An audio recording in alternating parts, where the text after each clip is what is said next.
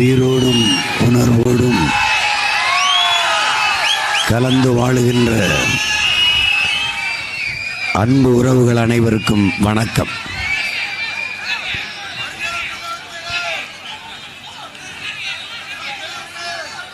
நாம் தமிழர் கட்சி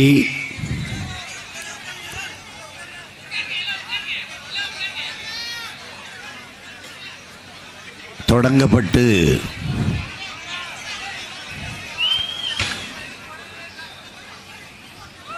14 ஆண்டுகள். எண்ணற்ற மக்கள் பணிகளில் தங்களை ஈடுபடுத்திக் கொண்டு மக்களுக்கான பிரச்சனைகளில் போராட்ட களத்தில் பங்கேற்று கணக்கில்லாத வழக்குகளை வாங்கி அடக்குமுறை ஒடுக்குமுறைக்கு ஆட்பட்டு சிறைப்பட்டு எவ்வளவோ துன்ப துயரங்களை தூக்கி சுமந்து வந்த போதும் துளியும் தளர்வின்றி அஞ்சாமல் மக்கள் பணியில் தொடர்ந்து நின்று வருகிற ஒரு அரசியல் பேரியக்கம் நாம் தமிழர் கட்சி ஒன்றுதான்.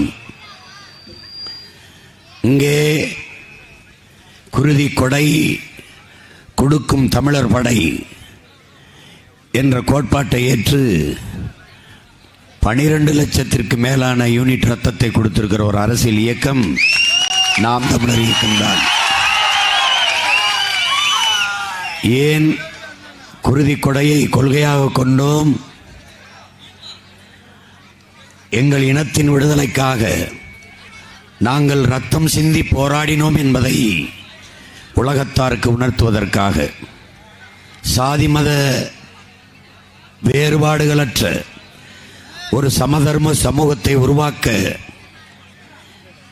பாடுபடுகிற பிள்ளைகள் என்ற நோக்கில்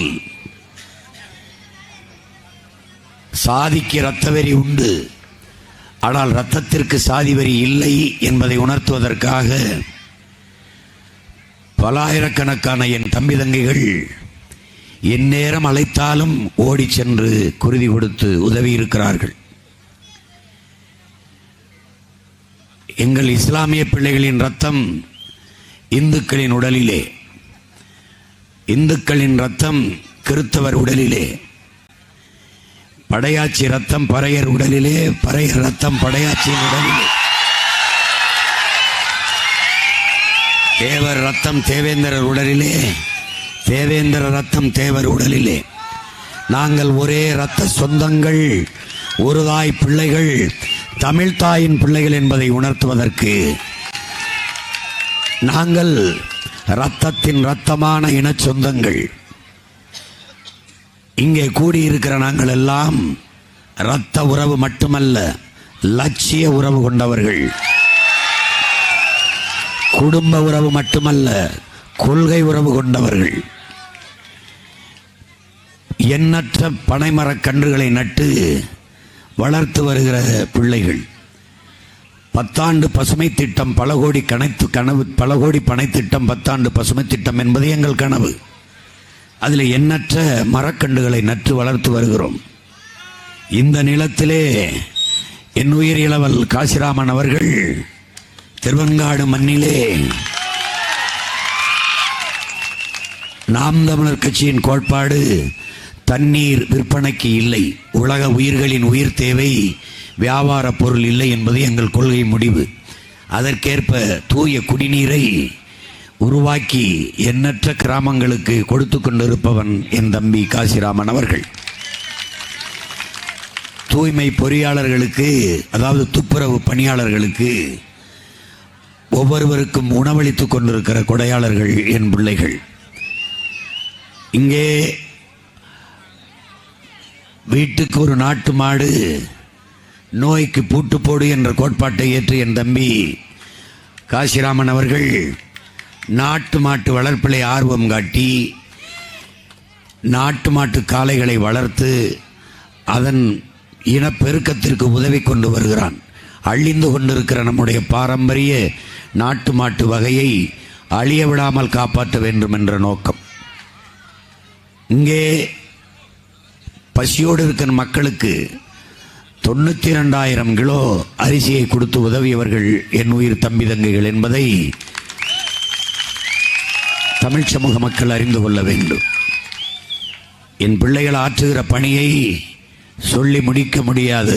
அது நீண்ட நெடிய ஒரு பதிவு. மக்கள் படுகிற துயர். மீத்தேன் போராட்டமா? முதலில் நாம் தமிழர் பிள்ளைகள். காவிரி நதிநீர் உரிமையா? நாம் தமிழரும் நானும்.